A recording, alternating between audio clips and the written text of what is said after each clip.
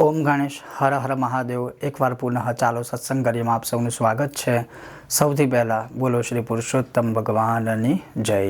આજે પુરુષોત્તમ માસની કથા અધ્યાય 13 અને 14 આ બે અધ્યાય તમને શ્રવણ કરાવીશ, જેમાં દ્રઢ ધનવાની કથા આવશે અને એના પહેલાંની સુંદર 1 થી 12 અધ્યાયની અલગ અલગ ભાગોમાં બે અધ્યાય બનાવી અને કથા ઓલરેડી મેં આપણી સત્સંગની ચેનલમાં અપલોડ કરેલી છે।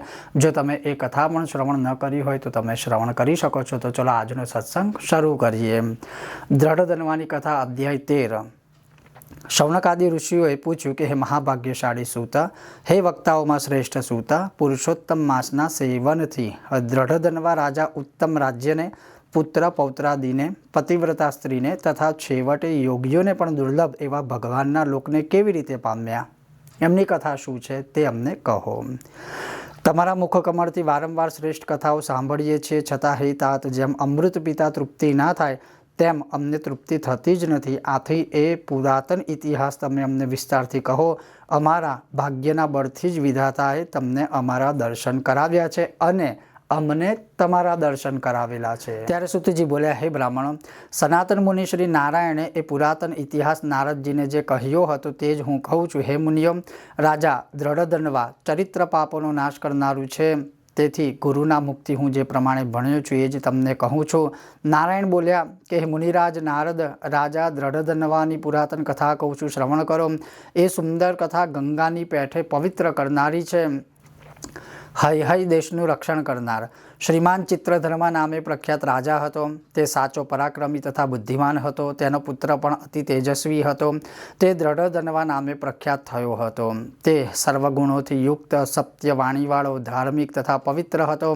તેની આંખો કાન સુધી વિશાળ, છાતી પહોળી અને ભુજાઓ લાંબી હતી અને તે મહાતેજસ્વી હોય ગુણોના સમુદાય સાથે વધી મોટો થયો હતો। અંગો સહિત ચારેય વેદોને તે હર્ષથી ભણ્યો હતો અને તે જાણે પૂર્વજન્મમાં ભણી લીધા હોય તેમ માત્ર એક જ વખત કહેતા તેને સ્પષ્ટ આવડી ગયા હતા। એ બુદ્ધિમાને ગુરુને દક્ષિણા દઈ વિધિ પ્રમાણે તેમનું પૂજન કર્યું હતું અને તે પછી ગુરુની રજા લઈ પિતાના નગરમાં તે ગયો હતો। ત્યાં પોતાના નગરવાસી લોકોના નેત્રોને પણ તેણે પોતાના દર્શનથી આનંદ ઉપજાવ્યો। ચિત્રધર્મા પણ તે પુત્રને જોઈ અને પરમ આનંદને પ્રાપ્ત થયો।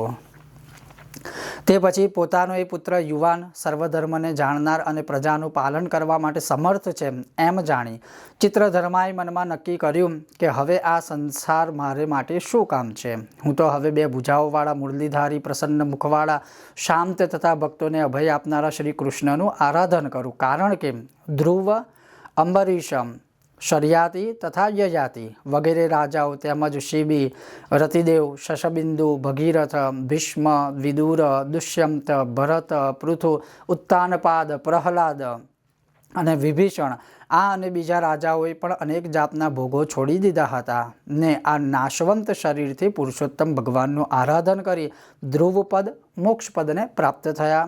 માટે મારે પણ સ્ત્રી, ઘર તથા પુત્ર વગેરે ઉપરનો સ્નેહમય પાશ કાપી નાખવો જોઈએ અને જંગલમાં શ્રી હરિનું સેવન કરવું જોઈએ। અને પછી પોતાનો જે રાજભાર હતો પોતાના પુત્ર દ્રઢ ધનવાને સોંપી દીધો અને પોતે પુલહ ઋષિના આશ્રમમાં જતો રહ્યો। ત્યાં જઈ તેણે મનમાં શ્રી કૃષ્ણનું સ્મરણ કરવાનું નિરંતર શરૂ કરી દીધું। નિરાહાર રહી તપશ્ચર્યા કરવા માંડી। લોકકાળ એટલે કે કેટલા સમય સુધી તેણે તપ કર્યું અને શ્રી હરિના ધામમાં તે ગયો અને દ્રઢધનવાએ પણ પોતાના પિતાને એમ વૈષ્ણવ ધામની પ્રાપ્તિ થઈ છે એ વાત શ્રવણ કરી સાંભળી। તેથી તેણે હર્ષ અને શોક બંને થયા। પછી તે રાજાએ વિદ્વાનોના વચનમાં રહી પિતા ઉપરથી ભક્તિપૂર્વક તેની મરણ ક્રિયા કરી અને પોતે નીતિશાસ્ત્રમાં પ્રવીણ રાજા તરીકે પુષ્કરાવર્તક નામના પવિત્ર નગરમાં રાજ્ય કરવા લાગ્યો। એ નગર અત્યંત શોભાયુક્ત હતું। તે રાજાને ગુણસુંદરી નામની પત્ની હતી। એ વિદર્ભ રાજની પુત્રી હતી। ઉત્તમ શીલવાળી, પતિવ્રતા હતી તથા રૂપમાં પૃથ્વી પર અનુપમ હતી।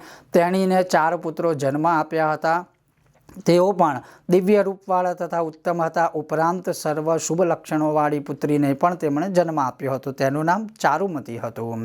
4 પુત્રો પણ ચિત્રવાક, ચિત્રવાહ, મણિમાન તથા ચિત્રકુંડલ એવા નામોથી અલગ અલગ પ્રખ્યાત હતા અને બધાએ માનવાવાળા તથા શુરા હતા। દ્રઢધનવા પણ ગુણોથી પ્રખ્યાત થયો હતો। તે શાંત તથા જીતેન્દ્રિય હોય દ્રઢ વ્રતવાળો, રૂપવાળો, ગુણવાળો અને શૂરો એટલે કે શૂરવીર, શ્રીમાન તથા સ્વભાવે સુંદર હતો.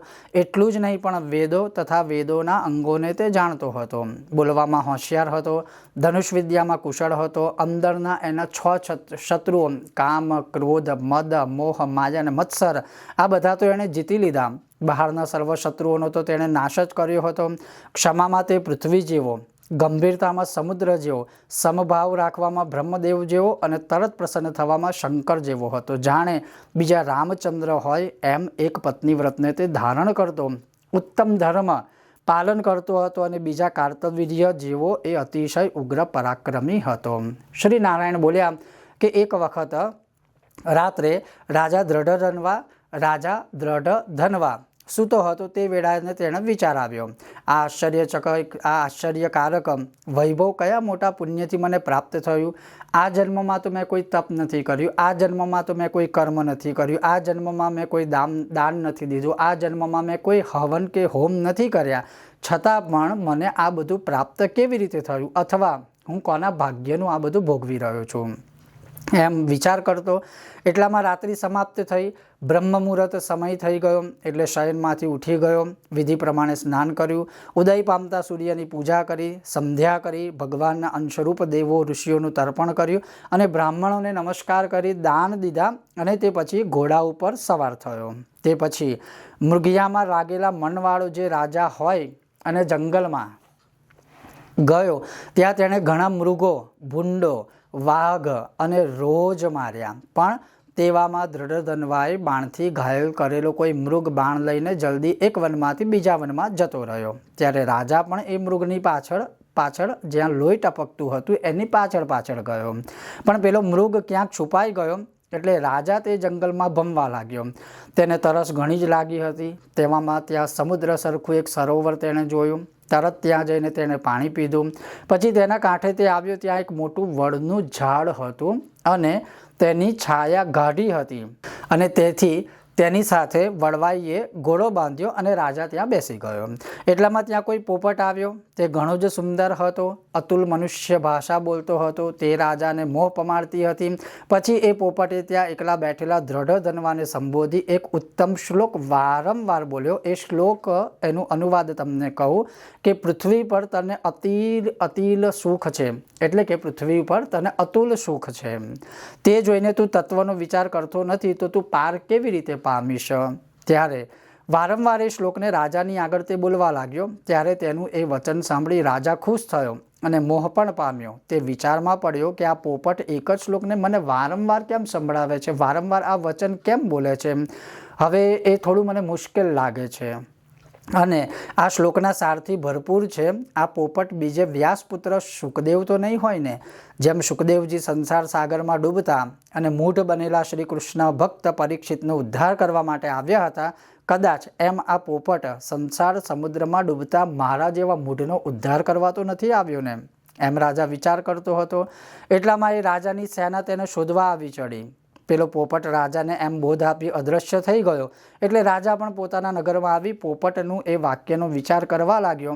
તેને કોઈ બોલાવે તો તે બોલતો નથી. તેની ઊંઘ પણ જતી રહી. એને ખાવા પીવાનું છોડી દીધું અને પછી એની રાણી એકાંતમાં તેની પાસે આવી અને રાજાને પૂછવા લાગી. એટલે ગુણસુંદરી બોલી કે સ્વામી પુરુષ શ્રેષ્ઠ, આ ઉદાસીનતા તમને કેમ આવી?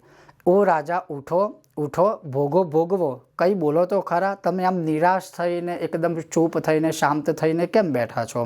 એમ સ્ત્રીએ ખૂબ વિનવણી કરી તો પણ રાજા કાંઈ ના બોલ્યો. તો એ દેવતાઓને પણ સમજવું જે મુશ્કેલ હોય તેનો એ વિચાર કર્યા કરતો હતો. તેની સ્ત્રી પણ ઉપરી નિશાસા નાખવા લાગી. પોતાના પતિના દુઃખથી તે પણ ઘણી દુઃખી થવા લાગી. પોતાના સ્વામીના દુઃખનું ઘણું મોટું કારણ તેના સમજમાં આવ્યું જ નહીં. રાજા દ્રઢધન્વા એમ ચિંતામાં ડૂબી ગયો. તેનો કેટલોક કાળ એમને એમ જ વીતી ગયો. છતાં સંદેહરૂપ સમુદ્રમાંથી તેને બહાર કાઢે એવું કોઈ કારણ તેને મળતું નહોતું અને દેખાતું નહોતું. પછી નારદ બોલ્યા કે રાજા દ્રઢધન્વા એમ વનમાં બનેલી જે બનાવથી જે ચિંતામાં પડેલો હતો એના કારણે એની આ હાલત થઈ હતી. હે નારાયણ મુનિ, વૈષ્ણવ ભક્તનું નિર્મળ ચરિત્ર લગાર પણ સાંભળ્યું હોય તો પાપનો નાશ તો અવશ્ય કરે જ છે. શ્રી બ્રહ્મનારદીય પુરાણે પુરુષોત્તમ માસ માહાત્મ્ય શ્રી નારાયણ નારદ સંવાદે દ્રઢ ધન્વોપાખ્યાને દ્રઢ ધન્વનો મનઃખેદો નામ ત્રયોદશોઅધ્યાય સંપૂર્ણમ શ્રી પુરુષોત્તમ ભગવાનની જય. હવે આગળ નિરંતર કથા અને અધ્યાય 14 જ્યાં વાલ્મીકીની પધરામણી થાય છે. શ્રી નારાયણ બોલ્યા કે એ રાજા એમ ચિંતાતુર હતો. તેવામાં તેને ઘેર વાલ્મીકી ઋષિ પધાર્યા, જેમણે પરમ આશ્ચર્યકારક દિવ્ય રામચરિત્ર રચ્યું છે. તેમને દૂરથી કોઈ રાજા એકદમ ઉતાવળો ઊભો થયો અને ભક્તિયુક્ત થઈ તેમના ચરણોમાં દંડવત નમી પડ્યો. પછી તેણે સારી રીતે પૂજા કરી તે ઋષિને શ્રેષ્ઠ આસન પર બેસાડ્યા અને તેમના બંને પગ પોતાના ખોળામાં રહી બંને હાથે ચાપવા માંડ્યા. પછી તેમના પગ ધોયાનું પવિત્ર જળ રાજાએ હર્ષથી મસ્તકે ચઢાવ્યો અને પોપટનું પેલું વચન યાદ કરી સ્નેહાળ વાણીથી કહેવા લાગ્યો. દ્રઢધન્વા બોલ્યો, હે ભગવાન, આજે હું કૃતાર્થ થયો છું. હવે હું ભાગ્યશાળી થયો છું. હે પ્રભુ, આજે મારો જન્મ સફળ થયો અને આજે મેં સર્વ પુરુષોથી પ્રાપ્ત કર્યા છે, એટલે કે સર્વ પુરુષાર્થો મેં પ્રાપ્ત કર્યા છે. આજે મારું શાસ્ત્ર જ્ઞાન શાસ્ત્ર શ્રવણ સફળ થયું, કારણ કે હે જગતને પવિત્ર કરનારને પણ પાવન કરનારા આજે મને આપના દર્શન થયા. તેથી મારા ભાગ્યનું શું વર્ણન કરું? ખરેખર મારા ભાગ્ય બહુ મોટા છે. શ્રી નારાયણ બોલ્યા કે મુનિ શ્રેષ્ઠ વાલ્મીકીને એમ કહી રાજા દ્રઢધન્વા બોલતો બંધ થયો. એટલે એ રાજાને વિનયવાન જોઈ અત્યંત પ્રસન્ન થયેલા વાલ્મીકી પણ હર્ષ પામ્યા અને બોલ્યા. વાલ્મીકીએ કહ્યું, હે શ્રેષ્ઠ રાજા, ધન્ય ધન્ય, તારા વિશે આવો વિનય હોય એ ઘટે છે. પણ હે રાજા, તું ચિંતાતુર કેમ છું એ મને કહે. તારા મનમાં ચિંતાનું કારણ શું છે તું એ પણ મને જણાવ. બધું જ મને કહે. તારા મનમાં જે કંઈ પણ અત્યંત શંકાઓ હોય, સંદેહ હોય, એ બધું તું મને કહે, હું બધું દૂર કરીશ. પછી દ્રઢધન્વા બોલ્યો કે આપના ચરણ કમળની કૃપાથી મને હંમેશા સુખ જ છે. પરંતુ હે વિદ્વાન, મારા હૃદયમાં એક મોટો સંદેહ રહ્યા કરે છે. એક જંગલી પોપટના મુખેથી નીકળેલું વચન મને સાલ્યા કરે છે, એટલે મને મનમાં દુઃખ આપ્યા કરે છે. મને વિચાર કરવા મજબૂર કરી દીધો છે અને સંશયમાં નાખ્યો છે. માટે મારા સંશયને તમે દૂર કરો. એક વખત મૃગયા કરવાની ઈચ્છાથી હું ગીચ વનમાં ગયો. ત્યાં મેં એક સરોવર જોયું, ત્યાં પાણી પીધું. ત્યાં થાક ઉતારવાની ઈચ્છાથી મોટા વડના ઝાડ નીચે બેઠો. એ ઝાડની છાયા ઘાટી રહે છે, કેમ કે તે અતિશય મોટું અને ઘાટું વડનું ઝાડ છે તથા નેત્રને આનંદદાયી છે. ત્યાં એક પોપટ બેઠો હતો.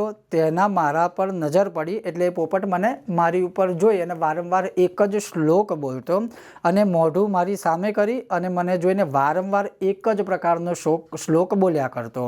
અને એ શ્લોકમાંથી એ એક જ પોપટ કહેતો, એટલે કે પોપટ એક જ વચન કહેતો. એ સાંભળી હું અત્યંત વિસ્મય પામ્યો છું. બ્રાહ્મણ, એ પોપટે શું કહ્યું હતું તે હું સમજી શકતો નથી અને મારા હૃદયમાં આના વિશે બહુ સંદેહ છે. મને આજે બધું પ્રાપ્ત થયું છે. રાજ્ય પ્રાપ્ત થયું, હાથી, ઘોડા, સુંદર પતિવ્રતા પત્ની છે, મારા 4 પુત્રો પણ છે. આ બધું જ છે, પણ મને એવા કયા કર્મોથી પ્રાપ્ત થયું છે આ બધાનો વિચાર મને તમે જરૂર ટૂંકમાં કહેવાની કૃપા કરો. રાજાના આ વાક્ય સાંભળી મુનિશ્રેષ્ઠ વાલ્મીકી પ્રાણાયામ પરાયણ થયા અને એ બધું ત્રિકાળ જ્ઞાન જોવા માંડ્યા. ભૂત, ભવિષ્ય અને વર્તમાન અને જે કંઈ બધું હતું એ એમને આંબળાની પેઠે તરત જ સ્પષ્ટ દેખાઈ ગયું. એટલે વાલ્મીકી બોલ્યા કે હે શ્રેષ્ઠ રાજા, તારા પૂર્વજન્મોના જે કર્મો છે એને તું શ્રવણ કર. હે રાજેન્દ્ર, પૂર્વજન્મમાં તું દ્રાવિડ દેશમાં ઉત્પન્ન થયેલો સુદેવ નામે કોઈ બ્રાહ્મણ હતો. તે તામ્રવર્ણી નદીના કિનારે રહેતો. એ ધાર્મિક, સત્યવાદી, જે કંઈ મળે તેનાથી સંતોષ રાખી અને રોજ વેદનો અધ્યયન કરે, રોજ અગ્નિહોત્ર કરે અને શ્રી હરિને સંતુષ્ટ કરે. એમ તે સર્વકાળે વર્તતો. તેની પત્ની પણ ઘણી સુંદર હતી અને ધર્મવતા હતી અને તે ગૌતમ બ્રાહ્મણની પવિત્ર પુત્રી હતી. તેથી તેનું ગૌતમી નામ હતું અને એ પૃથ્વી પર પણ ગૌતમી નામે પ્રખ્યાત થઈ હતી. જેમ પાર્વતીજી પ્રભુ શંકરની સેવા કરે તેમ તે ગૌતમી પણ પ્રેમથી પતિ સેવા કરતી. ગૃહસ્થાશ્રમમાં વર્તવાની જે કંઈ વિધિ હોય એ ગૃહસ્થાશ્રમને ઘણો લાંબો કાળ સમય તે જીવવા લાગ્યા અને ઘણો લાંબો સમયકાળ વીતી ગયો. છતાં એને કંઈ સંતાન નહોતા થયા. એક વખત એ બ્રાહ્મણ આસન પર બેઠો હતો. પોતાની પત્ની સેવા કરી રહી હતી એ વેળા ખેદ પામી ગળગળા અવાજથી તેણે પત્ની પ્રત્યે આ વચન કહ્યું, ઓ સુંદરી, સંસારમાં પુત્રની અધિક બીજું કોઈ સુખ ખરું? એટલે કે પુત્રથી અધિક કોઈ સુખ ખરું? એ માટે કહ્યું છે કે તપ તથા દાનથી થતું પુણ્ય પરલોકમાં સુખ આપનાર હોય, પરંતુ શુદ્ધ વંશમાં જન્મેલું સંતાન તો પરલોકમાં તથા આ લોકમાં પણ સુખકારક જ થાય છે. એવો શ્રેષ્ઠ પુત્ર મને પ્રાપ્ત ન થયો, તેથી મારું જીવતર નિષ્ફળ છે. મેં પુત્રને લાડ નથી લડાવ્યા, એને વેદ નથી ભણાવ્યા, એનો વિવાહ સંસ્કાર પણ નથી કરી શક્યો, કારણ કે મને સંતાન નથી, પુત્ર નથી. તેથી મારો જન્મ કેવળ વ્યર્થ ગયો છે. હવે તો મારું જલ્દી મરણ થાય તો જ મને ઠીક લાગે. મારું આયુષ્ય મને હવે ગમતું નથી. પતિના એ વચન સાંભળી તેની પત્ની જે હતી એ મનમાં ઉદાસ થઈ ગઈ. પતિ ઉપરના પ્રેમથી તરબોળ બની, પણ તે ધીરજવાળી હતી અને પ્રિય વાક્ય બોલવામાં ચતુર હતી. તેથી પતિને આશ્વાસન આપવા માટે આવું શાંતિજનક વચન બોલી. ગૌતમીએ કહ્યું, હે પ્રાણેશ્વર, આવા તુચ્છ વાક્ય હવે તમે ન બોલો, ન કહો. આપ જેવા ભગવદ ભક્ત પંડિતો કદી મોહને નથી પામતા. તમે કેમ આવું મોહમાં રહો છો? તમે સત્ય ધર્મમાં તત્પર રહો. સ્વર્ગલોકને તો તમે જીતી જ ગયા છો. વળી તમે જ્ઞાની પણ છો, ઉત્તમ વ્રત કરો છો, સંતાનોનું જે સુખ તમને પ્રાપ્ત થાય એવા મોહમાં તમે શું કામ જાઓ છો? તમે તો જ્ઞાની છો, તમે બધું જાણો છો. પૂર્વે ચિત્રકેતુ રાજા પુત્રના શોકથી તપી રહ્યો હતો, ત્યારે નારદ તથા અંગિરસ ઋષિ અથવા તો અંગિરસ ઋષિએ આવી તેને શોક સાગરમાંથી સારી રીતે તાર્યો હતો. તેમજ દુષ્ટપુત્ર વેનને લીધે અંગરાજાએ રાત્રિના સમયે જંગલમાં જતા રહેવું પડ્યું હતું. તે જ સમયે તે જ પ્રમાણે હે સ્વામી, તમને પણ કોઈ એવું દુષ્ટ સંતાન દુઃખદાયી થઈ પડશે. છતાં પણ હે તપોવન, હે તપોધન, તમને સારા પુત્રની જો લાલસા હોય તો તમે સર્વ પુરુષાર્થને આપનારા જગન્નાથ હરિનું ધ્યાન ધરો, આરાધન કરો. હે બ્રાહ્મણ, જે ભગવાનનું આરાધન કરી પૂર્વે કરદમ ઋષિએ સાંખ્યશાસ્ત્રના આચાર્ય અને યોગીઓમાં શ્રેષ્ઠ તે કપિલદેવને પુત્ર તરીકે પ્રાપ્ત કર્યા હતા. ધર્મપત્નીનું આવું સરસ વચન સાંભળી બ્રાહ્મણોના શિરોમણી સુદેવે એ પ્રમાણે કરવા નિશ્ચય કર્યો અને પછી પોતાની એ પત્ની સાથે તામ્રપર્ણી નદીના કિનારા ઉપરથી ગયો. ત્યાં સ્નાન કર્યા પછી શુદ્ધ અને પવિત્ર તે પ્રદેશ પર તેણે શ્રેષ્ઠ તપ કરવા માંડ્યું. તેમાં દર પાંચમા દિવસે કેવળ સૂકા પાંદડા અને જળનો જ આહાર કરતો. તેમ તપ કરતાં કરતાં તેના 4000 વર્ષો વીતી ગયા. હે બ્રાહ્મણ નારદ, તપના ભંડાર એ સુદેવના એ તપથી 3 લોક કંપવા લાગ્યા. ત્યારે ભક્ત વત્સલ ભગવાન તેનું એ ઉગ્ર તપ જોઈ તરત જ ગરુડ ઉપર આવી અને ત્યાં પ્રકટ થયા. અને શ્રી નારાયણ પછી બોલ્યા કે નવા મેઘ જેવા શ્યામ પ્રસન્ન મુખવાળા અને જગતનું રક્ષણ કરવામાં સમર્થ એની 4 ભુજાઓથી યુક્ત જણાતા તે મુકુંદ મુરારીના દર્શન કરી સુદેવ બ્રાહ્મણે હર્ષથી તેમને સાષ્ટાંગ પ્રણામ કર્યા. શ્રી બ્રહ્મનારદીય પુરાણે શ્રી પુરુષોત્તમ માહાત્મ્ય શ્રી નારાયણ નારદ સંવાર્થે ચતુર્દશોધ્યાય સંપૂર્ણમ. બોલો શ્રી પુરુષોત્તમ ભગવાનની જય. તો હવે આ 2 અધ્યાયમાં તમે જુઓ તો દ્રઢધન્વાની કથા છે. હવે કથાના સાર રૂપે તમને કહી દઉં તો એ દ્રઢધન્વાની તમે કથા સાંભળી. હવે એના જે પિતા હોય છે તો એ બધું છોડી અને હરિભક્તિમાં લાગી જાય છે ને પછી એ ધામમાં જાય છે, વૈકુંઠમાં જાય છે. પણ આ જે પિતાએ બધું સંભાળેલું જે રાજપાટ બધું હતું એ કોને પ્રાપ્ત થયું? એના દીકરા દ્રઢધન્વાને. હવે દ્રઢધન્વાને મનમાં પ્રશ્ન થયો કે મેં કોઈ જપ નથી કર્યા, તપ નથી કર્યા, હવન નથી કર્યા, હોમ નથી કર્યા, દાન નથી કર્યું, કશું નથી કર્યું, તો મને આ બધું મળ્યું ક્યાંથી? એટલે ઘણીવાર આપણને પણ પ્રશ્ન થતો હોય છે કે આપણે તો બહુ પુણ્ય કરીએ છીએ, કોઈ પાપ કરે છે એ દુઃખી છે, અને પુણ્ય કરે છે જે પાપો કરે છે એ સુખી છે, અને આપણે પુણ્ય કરીને દુઃખી છે. તો અહીંયાથી એ જ સાર શીખવાનો છે કે તમને તમારા જે કંઈ પૂર્વજન્મોના ભેગા કરેલા પુણ્ય છે ને એ મનુષ્ય એને ભોગવે છે. તો જ્યાં સુધી એ પુણ્યનું તમારું બેલેન્સ રહેશે ત્યાં સુધી એ પાપી પણ સારી રીતે બધું ભોગવશે. પણ જેવું એ પુણ્ય સમાપ્ત થઈ જશે એટલે એનો પણ એ નંબર કર્મ ભોગવવાનો આવે છે. બીજા નંબરમાં તમે જુઓ કે એની જે વાલ્મીકી ઋષિ જે પધારે છે અને એની પૂર્વજન્મની કથા જે છે એ પૂર્વજન્મની કથામાં જે આ ગુણસુંદરીની કથા છે અને એના પતિને જે આ બ્રાહ્મણની વાત કરીએ સુદેવ, તો ધર્મ પત્ની કોને કહેવાય? જે પત્ની પોતે તો ધર્મ કરે પણ પોતાના પતિને પણ ધર્મ માર્ગે લઈ જાય એનું નામ છે ધર્મપત્ની. હવે જ્યારે એ પતિ પુત્રની પ્રાપ્તિના વિયોગમાં જ્યારે એકદમ નિરાશ થઈ જાય છે ત્યારે પત્ની એને સાથ આપે છે, સાંત્વના આપે છે કે તમે તો પોતે વૈદગ્ન છો, વેદના જાણકાર છો, ધર્મના જાણકાર છો, અને તમે આવી મોહમાયામાં ક્યાં ફસાઈ ગયા. પછી એ ઉદાહરણ પણ આપે છે કે જેમ વેન રાજા હતો અને પોતાના પુત્રથી એ દુઃખી થયો અને એને રાતોરાત પોતાનું રાજપાટ છોડી અને જંગલમાં જવું પડ્યું હતું. તો શું ખબર તમને કંઈક એવો પુત્ર પ્રાપ્ત થયો તો પછી તમે પછતાશો. એટલે અમુક વાર જે પુત્ર કરતા હોય કે સંતાન કરતા હોય એ લોકો માટે આ એક દ્રષ્ટાંત છે કે ક્યારેક બહુ મોહમાયા આપણને જકડી રાખે અને પછી જ્યારે એ સંતાન દુઃખ આપે ત્યારે આપણને એવું લાગે કે આપણે નરક ભોગવી રહ્યા છે. પણ પછી સાથે એ જ પત્ની એ પણ કહે છે કે જે રીતે કપિલ મુનિ યોગ સાંખ્ય શાસ્ત્રના આટલા ઉત્તમ જે મુનિ થઈ ગયા અને એમના જે પિતા હતા, એમના પિતાએ જ્યારે ભગવાનનું આરાધન, હરિનું આરાધન કર્યું અને એ હરિના આરાધનથી એમના કપિલ મુનિ જેવા જે હતા એ સંતાન રૂપે પ્રાપ્ત થયા. તો એવા સંતાનની જો પ્રાપ્તિ આપણે કરવી હોય તો આપણે તપ કરવું પડશે. હવે સુદેવ બ્રાહ્મણ તામ્રવર્ણી જે નદી છે, તામ્રપર્ણી, એ નદીના કિનારે ગયા, પોતાની પત્નીની સાથે ત્યાં સ્નાન આદિ કર્યું અને પછી ભગવાન શ્રી હરિના એ તપમાં લાગી ગયા. દર 5 દિવસે પાંદડા ખાઈને દર 5 દિવસે પાણી પીતા, 5 દિવસ કશું નહીં, ખાલી તપ કરતા. હવે એ પાંદડા ખાતા અને જળ પીતા કેટલા વર્ષ નીકળ્યા? 4000 વર્ષ તપ કર્યું. એમણે 4 દિવસમાં ફળની આશા રાખી નથી, 4000 વર્ષ તપ કર્યા. અને એના પછી એ ભગવાન પ્રકટ થાય છે. એ ત્યાં સુધી આ 13 અને 14 અધ્યાય હોય છે. આગલા આવનારા વિષય વિડીયોમાં સત્સંગમાં તમને બીજા હું 15 અને 16 અધ્યાય સંભળાવીશ. એની અંદર સરસ ભગવાનની જે સુદેવ સ્તુતિ કરે છે, સ્તુતિ બધું આવશે. પણ આ હતો આજની કથાનો સાર. હવે આપણે 12 વખત ભગવાનનું જે છે એ કીર્તન કરી લઈશું. ઓમ નમો ભગવતે વાસુદેવાય. ઓમ નમો ભગવતે વાસુદેવાય.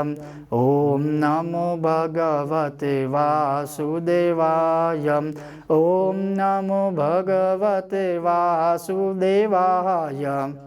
ઓમ નમો ભગવતે વાસુદેવાય. ઓમ નમો ભગવતે વાસુદેવાય. ઓમ નમો ભગવતે વાસુદેવાય. ઓમ નમો ભગવતે વાસુદેવાય. ઓમ નમો ભગવતે વાસુદેવાય. ઓમ નમો ભગવતે વાસુદેવાય. ઓમ નમો ભગવતે વાસુદેવાય. બોલો શ્રી પુરુષોત્તમ ભગવાનની જય. શ્રી નારાયણાર્પણમસ્તુ. ખૂબ જ જલ્દી મળીશું આવનારા અધ્યાયો સાથે. ઓમ ગણેશ, હર હર મહાદેવ. શ્રી પુરુષોત્તમ ભગવાનની જય.